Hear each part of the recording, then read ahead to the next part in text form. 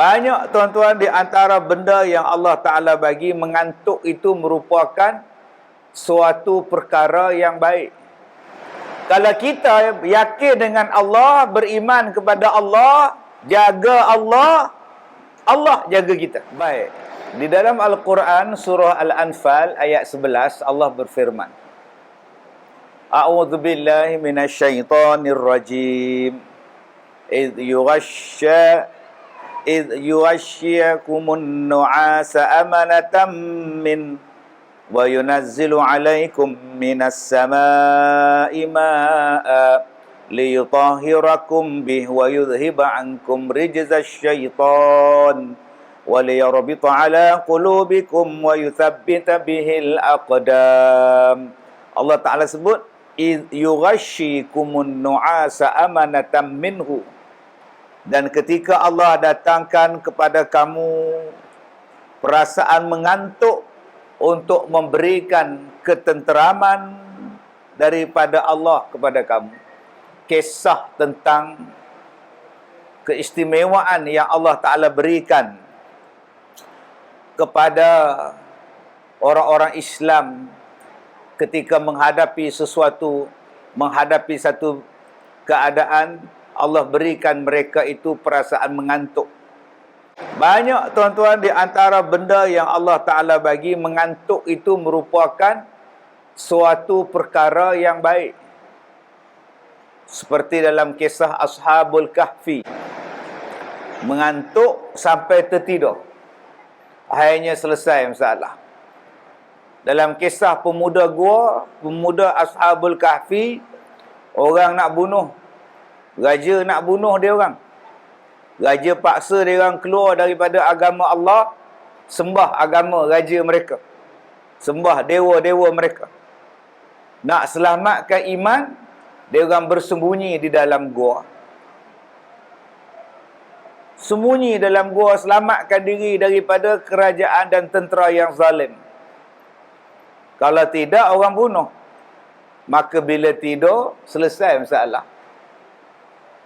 Tak payah lagi nak fikir tentang raja, tak payah lagi nak fikir tentang darah, tak payah lagi nak fikir tentang nyawa, tak payah lagi nak fikir tentang nak selamatkan diri, tak payah fikir nak makan, nak minum, bayar bil elektrik, tak payah. Nak fikir masalah jiran ke, nak fikir masalah kucing ke, tak ada dah. Dengan tidur, selesai masalah. Allah bagi tidur je pada Ashabul Kahfi, selesai semua masalah. Nampak tak? Kalau kita bertakwa kepada Allah. Kalau kita yakin dengan Allah, beriman kepada Allah, jaga Allah, Allah jaga kita. Mereka menjaga Allah. Jaga iman, jangan jadi sesat. Taat pada Allah, jangan taat pada yang zalim. Tak berlaku syirik, tak murtad. Maka Allah selamatkan mereka. Dengan satu bentuk keselamatan yang tak pernah kita sangka. Tidur 309 tahun. Mana pernah kita jangka tidur saja 300 tahun. Bila dah tidur, tak payah makan. Tak payah fikir nak cari ikan, tak payah fikir nak cari udang, tak payah fikir nak cari ayam. Dan tak payah fikir ayam naik harga, tak payah fikir.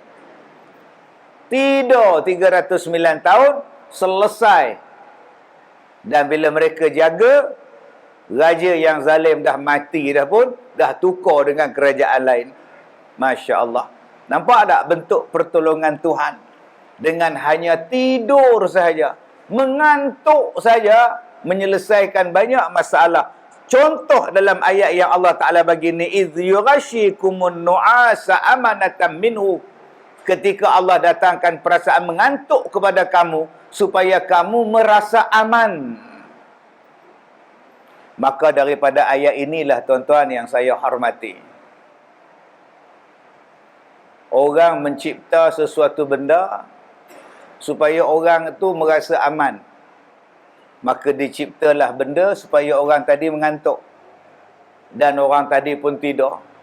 Dan bila dia tidur, amanlah dia. Namanya ubat bius. Namanya ubat tidur. Selesai masalah. Agak-agak tak boleh bernafas. Duk doktor pekup sini, lena terus. Mak awak ditidurkan. Bila dia jaga? Dalam kubur. Mati jaga. Abang-abang hari ni nak operate, doktor bagi tidur dulu. Nama dia bius. Selesai masalah. Doktor belah kepala ke, belah dada ke, belah perut ke, tak adanya sedar. Nama dia amanatan minhu. Rasa tenteram. Bayangkan kalau tak ada ubat bius, macam mana belah kepala? Dia ambil gergaji, potong kepala. Sakit, menjerit. Mesti doktor marah. Diamlah, boleh diam tak? Sabarlah. Sekarang tak payah fikir, ada belah, selamat. 6 jam lepas tu baru sedar. Ini dia, Allah Ta'ala sebut mengantuk dalam erti kata mengantuk biasa. Dengan mengantuk itu datanglah satu benda yang dipanggil tidur. Wa ja'alna naumakum subata. Dijadikan tidur itu suatu kerehatan kepada kita. Akak-akak ni tak tidur, apa jadi?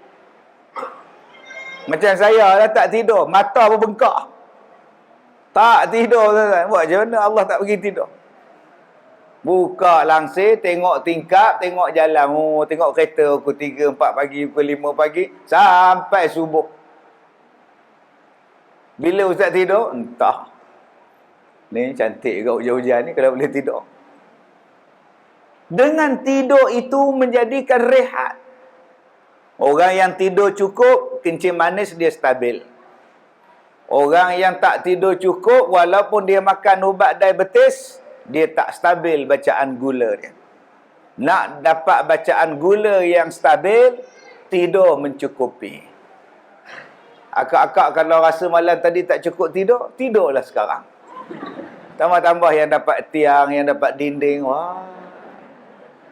Yang kat belakang sana pula, seronoknya tidur. Tidurlah.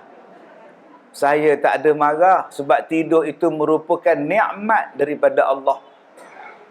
Cuma kalau sedang berkuliah dengan khutbah, kita mengantuk, maka Nabi suruh kita ubah tempat duduk kita.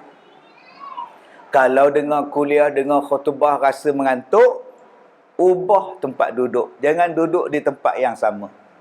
Jadi kalau akak rasa-rasa mengantuk, mai duduk atas kerusi saya ni. Saya pula duduk di bawah. InsyaAllah hilang mengantuk akak. Jadi tuan-tuan yang saya hormati, dengan sebab kita ada bios, dengan sebab kita ada koma, dengan sebab kita ada ditidurkan, banyak menyelesaikan banyak masalah orang-orang yang sakit. Begitu juga dengan tidurnya tuan-tuan yang diberikan kepada musuh Nabi Muhammad sallallahu alaihi wasallam dalam peristiwa hijrah, yang di luar sana tu orang kepung rumah Rasulullah untuk bunuh Rasulullah. Maka Allah perintahkan Nabi Muhammad keluar. Dan Nabi Muhammad tak ada petikaikan Allah Ta'ala. Bayangkan duduk dalam rumah, di luar orang nak bunuh, patutnya sembunyi je lah, kunci pintu elok-elok. Tak, Allah kata keluar. Muhammad keluar, boleh hijrah lah. Kalau kita abang-abang jadi Nabi Muhammad macam, orang nak bunuh kita, dia suruh kita keluar pula. Tapi Nabi tak cakap macam itu. Nabi keluar je. Datang perintah Allah, wa ja'alna min baini aydihim sadda wa min khalfihim sadda fa aghshaynahum fahum la yubsirun. Fa aghshaynahum, nampak tak? Fa aghshaynahum, dan kami bagi mereka mengantuk. Tidur tuan-tuan. Sampai Nabi boleh ambil pasir letak pada orang. Punya lenanya. Allah Ta'ala bagi tidur, selesai urusan Nabi Muhammad. Pergi rumah Abu Bakar, hijrah, pergi ke Madinah. Hanya dengan mengantuk saja tuan-tuan.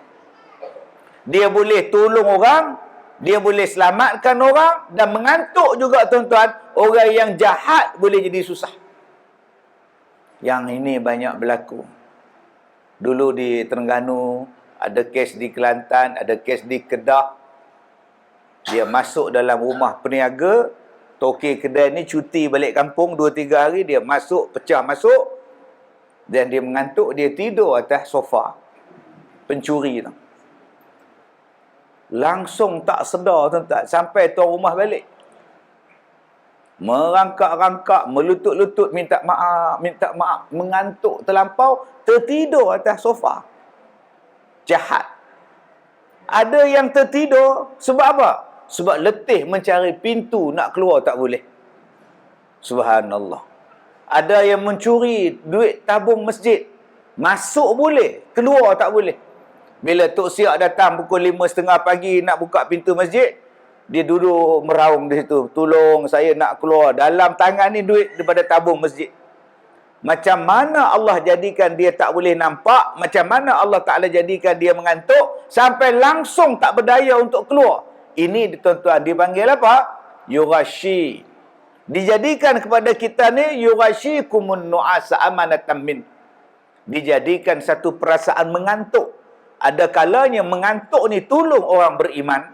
Ada kalanya mengantuk ini menyusahkan orang jahat yang nak buat kepada jahat. Contohnya yang berlaku kepada Nabi Muhammad sallallahu alaihi wasallam bila mereka itu mengantuk bila mengepung rumah Rasulullah dalam peristiwa hijratun Nabi sallallahu alaihi wasallam. Ayat yang kita baca daripada surah Yasin itulah waja'alna tu. Langsung tak sedar. Ayat itulah juga kita ambil waktu pergi Langkawi. Nak ngelakkan cukai kain batik, waja'alna min baini aidihim saddau, duk hembus kat custom tu. Lena custom tu. Yang mana faham, tak faham sudah tuan-tuan. Jadi tuan-tuan yang saya hormati, maka kata Allah, dijadikan mengantuk itu satu keamanan, kenikmatan kepada kita supaya kita jadi aman. Maka kalau tuan-tuan mengantuk, nak buat macam mana? Itu satu nikmat yang Allah Ta'ala bagi pada kita. Cuma ada adab dia bila mengantuk. Salah satunya menguap. Maka tutuplah mulut. Syaitan ketawa, seronok bila kita menguap berbunyi-bunyi. Seronok tu setan tu. Setan seronok. Sebab ada orang yang menguap macam itu. Macam apek tak boleh tutup mulut. Ini jenis tak tutup mulut, menganga pula. Lah sangkut. Tak boleh rapat balik mulut dia. Hospital sekarang tuan-tuan ni. Dia punya lari, dia punya rongga ni lari. Sebab tu disuruh tutup. Ada yang tak tutup mulut dalam bulan Ramadan. Bila tanya kenapa tak tutup, setan kena rantai. Tak ada maknanya tutup pun. Tak ada setan kata dia. Bahalul betul tuan-tuan. Okey, tutuplah. Ini adab kita. Jangan bunyi sampai jangan setan kata, geng aku ni. Setan seronok tuan-tuan bila kita menguap dalam keadaan berbunyi. Yang ketiga, kalau kita mengantuk, pergilah tidur. Itu ubat dia. Ubat kepada mengantuk ialah tidur. Ubat kepada lapar, makan. Ubat kepada gatal, kahwin. Masalah. Oh bukan ya. Ubat dah gatal garu je. Ingatkan ubat dah gatal kahwin.